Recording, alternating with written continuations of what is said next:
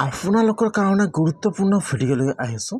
সেইটো ভিডিঅ' হ'ল আপোনালোকে হায়াৰ ছেকেণ্ডেৰী ফাৰ্ষ্ট ইয়েৰত এডমিশ্যন লোৱাৰ কাৰণে দৰ্পণ পৰ্টেলৰ পৰা কেনেকুৱাকৈ আপোনালোকে এপ্লিকেশ্যন কৰিব আৰু এপ্লিকেশ্যন কৰিবলৈ হ'লে তাত আপোনালোকৰ কি ডকুমেণ্টৰ প্ৰয়োজন হ'ব আৰু কেনেকুৱাকৈ আপোনালোকে ডকুমেণ্টবোৰ আপলোড কৰিব লাগিব, কেনেকুৱাকৈ আপোনালোকে কলেজত এপ্লাই কৰিব লাগিব।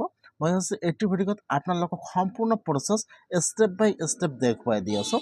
যদি আপোনালোকে মেট্ৰিক পাছ কৰিলে তেনেহ'লে আপোনালোকে আজিয়ে হায়াৰ ছেকেণ্ডেৰী ফাৰ্ষ্ট ইয়েৰত এডমিশ্যন লোৱাৰ কাৰণে ফৰ্ম ফিল আপ কৰক। কেনেকুৱাকৈ কৰিব চাই লওক। এতিয়া আপোনালোকে ফাৰ্ষ্ট এইটো অপশ্যনত আহি যাব, আপোনালোকে দৰ্পণলৈকে চাৰ্চ কৰি দিব। এতিয়া কিন্তু আপোনাৰ ওচৰত অফিচিয়েল ৱেবছাইটটো অ'পেন হৈ যাব এনেকুৱাকৈ। মই কিন্তু আপোনাৰ সুবিধাৰ কাৰণে ৱেবছাইটৰ লিংকটো মোৰ ডিছক্ৰিপশ্যনত দি দিছোঁ। আপোনালোকে ডাইৰেক্ট ক্লিক কৰি এইটো অপশ্যনত আহি যাব। যদি আপোনালোকে মোবাইলত অন কৰিছে তেনেহ'লে আপোনালোকৰ ইয়াত ছেভ প্ৰচেছ, খালি আপোনালোকে ইয়াত আপোনাৰ ব্ৰাউজাৰটো ডেস্কটপ ছাইড কৰি ল'ব। এতিয়া আপোনাৰ ওচৰত অফিচিয়েল ৱেবছাইটটো অ'পেন হৈ যাব এনেকুৱাকৈ। ফাৰ্ষ্ট চাব ইয়াত দিয়া থাকিব mobile number, date of birth আৰু পাছৱাৰ্ড।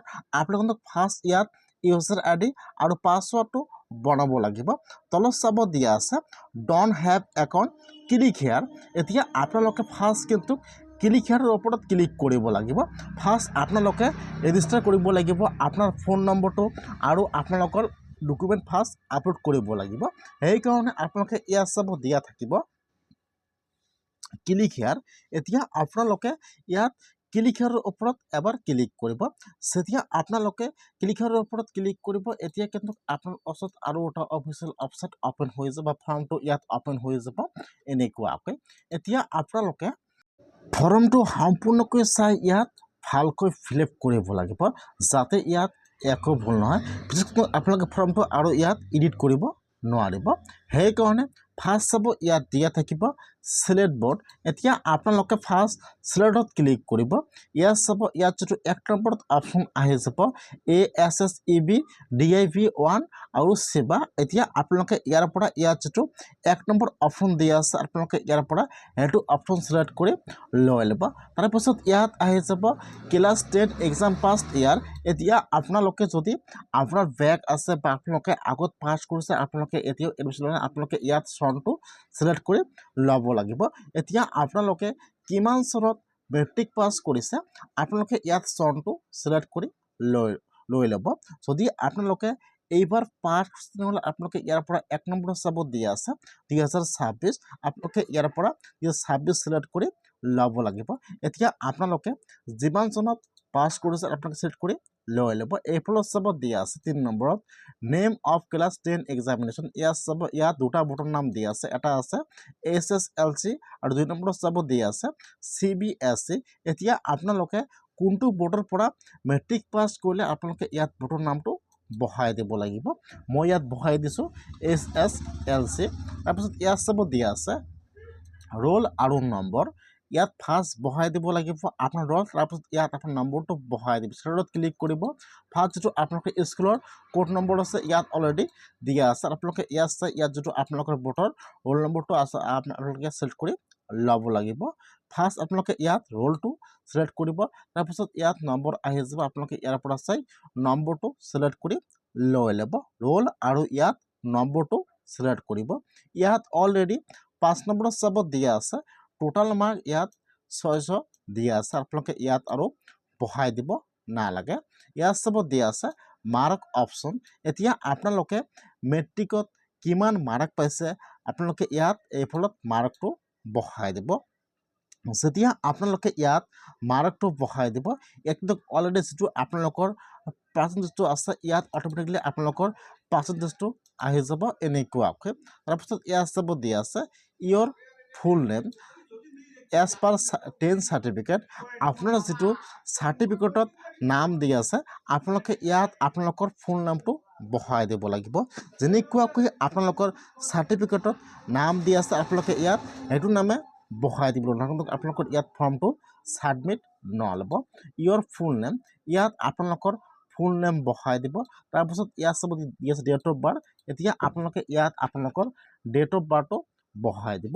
আপোনালোকৰ কিমান ডেট অফ বাৰ্থ আছে ইয়াত আপোনালোকে নম্বৰটো বহাই দিব তাৰপিছত ইয়াত চাব দি আছে ফাদাৰ্ছ নেম তাৰপিছত আপোনালোকৰ যিটো ফাদাৰ্ছ নেম আছে ইয়াত বহাই দিব তাৰপিছত ইয়াত আপোনালোকৰ মাদাৰ্ছ নেমটো বহাই দিব আপোনাৰ full name mothers name father's name ইয়াত সকলো বহাই দিব আৰু ইয়াত চাব দি আছে গাৰ্জেন নেম ইয়াত যদি ষ্টাৰ মাৰ্ক দিয়ে আপোনালোকে ভালকৈ চাই ল'ব যিবিলাকত ষ্টাৰ মাৰ্ক দি আছে আপোনালোকে সেইবোৰ সম্পূৰ্ণ ফিল আপ কৰিব লাগিব নহ'লে কিন্তু ইয়াত সাবমিট নল'ব আৰু যিবিলাকত ষ্টাৰ মাৰ্ক দিয়া নাই আপোনালোকে সেইবোৰ ফিল আপ কৰিলেও হ'ব নকৰিলেও কিন্তু একো নহয় যিহেতু গাৰ্জেন ষ্টাৰ মাৰ্ক দিয়া নাই ইয়াত আপোনালোকৰ গাৰ্জেন নেমটো বহাই দিব যদি জানে নহ'লে ইয়াত নিদিব আৰু ইয়াত চাব দি আছে ইমেইল আইডি যদি আপোনালোকে ইমেইল আইডি জানে ইয়াত বহাই দিব নহ'লে ইয়াত নিদিলেও কিন্তু একো নহয় তাৰপিছত আপোনালোকে ইয়াত আপোনালোকৰ মোবাইল নম্বৰটো বহাই দিব লাগিব আপোনালোকৰ যিটো মোবাইল নম্বৰ আছে মোবাইল নম্বৰটো বহাই দি আপোনালোকে এতিয়া নেক্সটত ক্লিক কৰিব যেতিয়া আপোনালোকে এতিয়া আপোনালোকৰ মোবাইলত OTP আহি আছে ইয়াত চাব দি আছে ভেৰিফাই মোবাইল উইথ OTP এতিয়া আপোনালোকে ইয়াত OTPটো বহাই দিব OTPটো যেতিয়া আপোনালোকে ইয়াত OTPটো বহাই দিব এতিয়া কিন্তু আপোনাৰ ওচৰত আৰু এটা এতিয়া তলত আৰু এতিয়া ফৰ্ম ওপেন হৈ যাব এনেকুৱাকৈ ফাৰ্ষ্ট চাব ইয়াত দি আছে সিলেক্ট নেশ্যনেলিটি ইয়াত অলৰেডি ইণ্ডিয়ান সিলেক্ট কৰা আছে আপোনালোকে ইয়াত আৰু দিব নালাগে ইয়াত চাব দি আছে আধাৰ কাৰ্ড নম্বৰ এতিয়া যেটো আপোনালোকৰ আধাৰ কাৰ্ড নম্বৰ আছে আপোনালোকে ইয়াত আপোনালোকৰ আধাৰ কাৰ্ড নম্বৰটো বহাই দিব আৰু ইয়াত চাব দি আছে এবভ 15 ইয়াৰ্ছ টু একো আপোনালোকে ইয়াত ইয়েছত টিপ মাৰ্ক দি দিব ইয়াত বহাই দিব আধাৰ কাৰ্ড নম্বৰ আৰু ইয়াত আপোনালোকে ইয়েছত টিপ মাৰ্ক দি দিব যদি আপোনালোকৰ আপাৰ কাৰ্ড আছে আপোনালোকে ইয়াত আপোনালোকৰ আপাৰ কাৰ্ডৰ আইডি নম্বৰটো বহাই দিব আৰু যদি আপোনালোকে আগতে এমপ্লয়মেণ্ট নম্বৰটো বনাইছে ইয়াত বহাই দিব যদি নাই ইয়াত দিব নালাগে যেহেতু ইয়াত ষ্টাৰ মাৰ্ক দিয়া নাই সেইকাৰণে আপোনালোকে চাই ল'ব যিবিলাকত ষ্টাৰ মাৰ্ক দি আছে আপোনালোকে সেইবোৰ সম্পূৰ্ণকৈ ফিল আপ কৰিব লাগিব আৰু যিবিলাকত ষ্টাৰ মাৰ্ক দিয়ে আপোনালোকে সেইবোৰ ফিল আপ কৰিব নালাগে বা ফিল আপ নকৰিলে কিন্তু একো নহয় আৰু ইয়াত চাব দি আছে এড্ৰেছ এতিয়া আপোনালোকে ইয়াত আপোনালোকৰ ফুল এড্ৰেছটো বহাই দিব ফাৰ্ষ্ট বহাই দিব ভিলেজৰ নাম ইয়াত অলৰেডি ষ্টেটৰ নাম আসাম সিলেক্ট কৰা আছে তাৰপিছত ইয়াত আপোনালোকে আপোনাৰ ডিষ্ট্ৰিক্টৰ নামটো সিলেক্ট কৰি লৈ ল'ব ইয়াত আপোনালোকৰ পোষ্ট অফিচৰ নামটো বহাই দিব আৰু ইয়াত আপোনালোকৰ পোষ্ট অফিচৰ পিন কোড নম্বৰটো বহাই দিব ইয়াত আপোনাৰ ভিলেজৰ নামটো বহাই দিব আৰু ইয়াত আপোনালোকে আপোনাৰ থানাৰ নামটো বহাই দিব ইয়াত যিটো আপোনালোকৰ ফুল এড্ৰেছটো আছে আপোনালোকে ইয়াত আপোনালোকৰ ফুল এড্ৰেছটো ভালকৈ চাই ইয়াত বহাই দিব যাতে ইয়াত একো ভুল নহয় তাৰপিছত তলত চাব দি আছে 22 নম্বৰত সিলেক্ট ৰিলিজন এতিয়া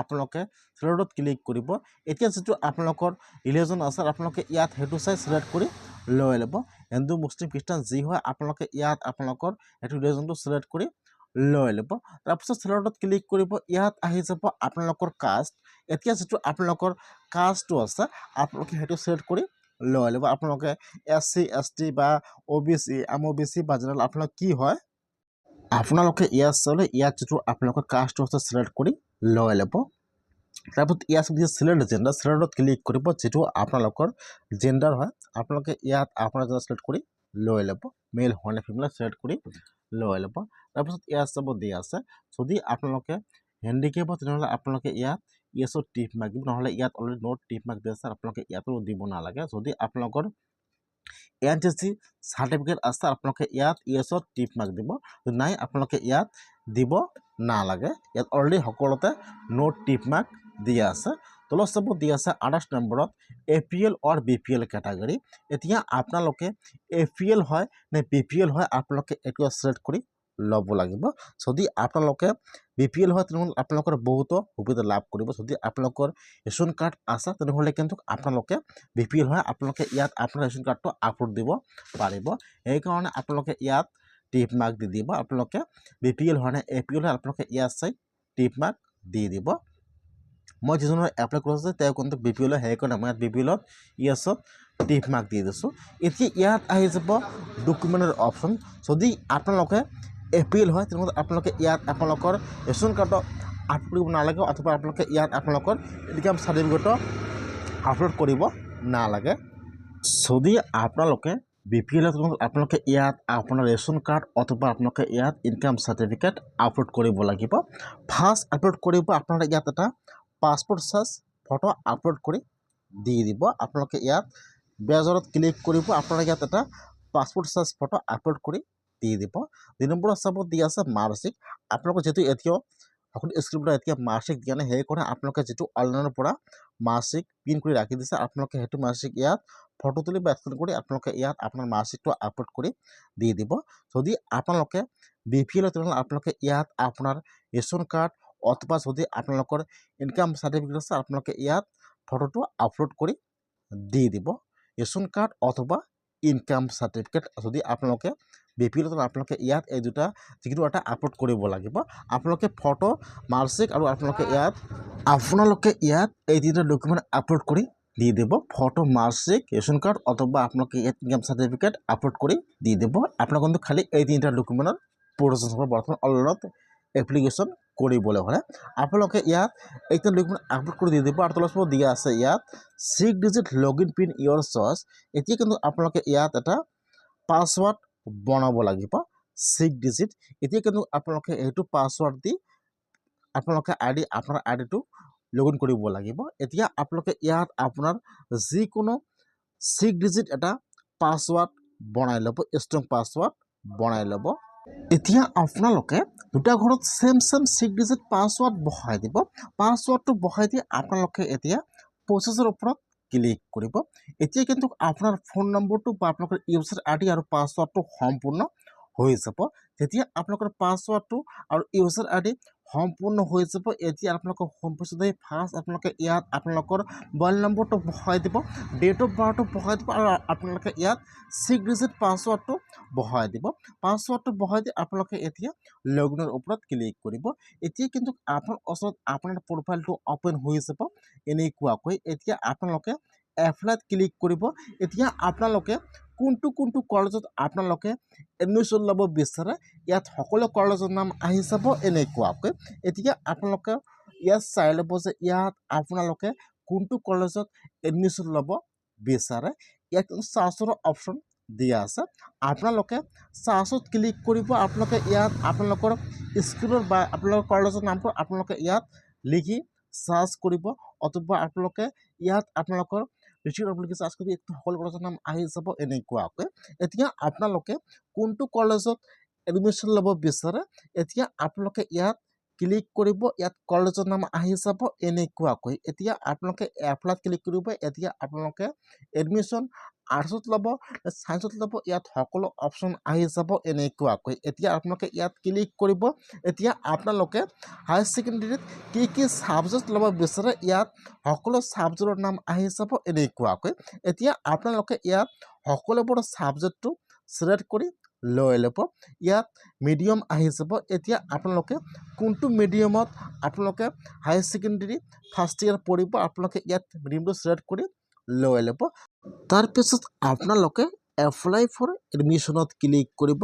লগে লগে আপোনালোকৰ ফৰ্মটো সম্পূৰ্ণ ফিল আপ হৈ গ'ল। আপোনালোকে ইয়াৰ পৰা 5টা কলেজত এডমিশ্যন লোৱাৰ কাৰণে ফৰ্ম ফিল আপ কৰিব পাৰিব। যিকোনো 5টা কলেজত আপোনালোকৰ যদি মাৰ্ক কম আছে আপোনালোকে ইয়াত 4-5টা কলেজত এডমিশ্যন লোৱাৰ কাৰণে ফৰ্ম ফিল আপ কৰি ৰাখি দিব। এতিয়া আপোনালোকৰ কোনটো কলেজত নামটো এপ্ৰুভ হ'ব এতিয়া কিন্তু আপোনালোকে সেইটো আইডিৰ পৰা চাব লাগিব। সেইকাৰণে যদি আপোনালোকে মেট্ৰিক পাছ কৰিলে ডাউন পৰ্টেলটো কিন্তু মুকলি কৰি দিয়া হৈছে। আপোনালোকে আজি আপোনাৰ মোবাইল পৰা ডেস্কটপৰ পৰা এনেকুৱাকৈ আপোনালোকে হায়াৰ ছেকেণ্ডেৰী ফাৰ্ষ্ট ইয়েৰত এডমিশ্যন লোৱাৰ কাৰণে আপোনালোকে এডমিশ্যন কৰক। এতিয়া ইয়াত চাব, এতিয়া আপোনালোকে কোনটো কলেজত এডমিশ্যন লৈছে ইয়াত আহি যাব এনেকুৱাকৈ। এতিয়া ইয়াত চাব দি আছে একনলেজমেণ্ট ৰিচিপ্ট। এতিয়া আপোনালোকে এইটো অপশ্যন ক্লিক কৰিব, ইয়াত ৰিচিপ্টটো আহি যাব। এতিয়া আপোনালোকে ৰিচিপ্টটো প্ৰিণ্ট কৰি বা ছেভ কৰি ৰাখি দিব। এতিয়া কিন্তু আপোনাৰ কলেজত এডমিশ্যন ল'বলৈ হ'লে আপোনালোকে সেইটো ৰিচিপ্টৰ প্ৰয়োজন হৈ যাব। আপোনালোকে অতি সোনকালে এনেকুৱাকৈ দৰ্পণ পৰ্টেলৰ পৰা আজিয়ে হায়াৰ ছেকেণ্ডেৰী ফাৰ্ষ্ট এডমিশ্যন লোৱাৰ কাৰণে এডমিশ্যন কৰক বা ফৰ্ম ফিল আপ কৰি ৰাখি দিয়ক। ইতিমধ্যে কিন্তু আৰম্ভ হৈ গৈছে।